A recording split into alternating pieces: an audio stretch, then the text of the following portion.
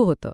कामच खूप आहे, टीम मदत करत नाही, मॅनेजमेंटच बरोबर नाही. अगदी. म्हणजे मी वेळेचं नियोजन केलं नाही हे मान्य करण्याऐवजी आपण टीम आणि मॅनेजमेंट नावाच्या मशीनना दोष देतो. आता नात्यांमध्ये इथे तर हे हमखास होतं. हो, नात्यांमध्येही हेच होतं.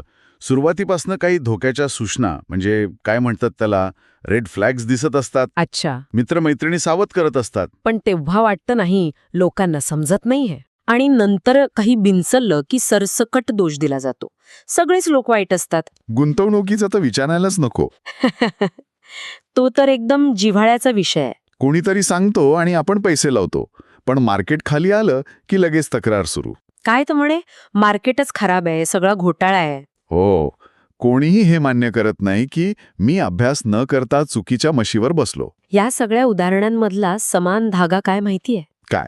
प्रत्येक वेळी म्हैस वेगळी असते, पण बसणारा तोच असतो. अरे वा, हे खूपच भारी आहे. समस्या बाहेर नाही, तर निर्णय घेण्याच्या आणि त्याची जबाबदारी न स्वीकारण्याच्या वृत्तीत आहे. म्हणजे ही म्हण आपल्याला फक्त जबाबदारीची जाणीव करून देत नाही, तर एक इशाराही देते. नक्कीच. ती सांगते की आयुष्यात कोणाच्या पाठीवर बसायचं, म्हणजे कोणाचा सल्ला ऐकायचा किंवा कोणत्या मार्गावर जायचं, हे ठरवताना शहाणपण वापरायला हवं. बरोबर. कारण प्रत्येक प्रवास योग्यच असतो असं नाहीये. निर्णय घेण्यापूर्वीच जर विचार केला. तर मला कुठे निशी असं म्हणायची वेळच येणार नाही. अगदी. हीच खरी हुशारी आहे. तर पुढच्या वेळी आयुष्यात जेव्हा काहीतरी बिनसारल्यासारखं वाटेल किंवा एखादी गोष्ट हाताबाहेर जातीये असं जाणवेल, तेव्हा दुसऱ्या कोणालाही दोष देण्याआधी स्वतःला एक प्रामाणिक प्रश्न विचारा. कुठला? मी कुठल्या म्हैशीवर बसलो होतो? हा प्रश्न कदाचित थोडा अवघड वाटेल, पण तो अत्यंत प्रामाणिक आहे.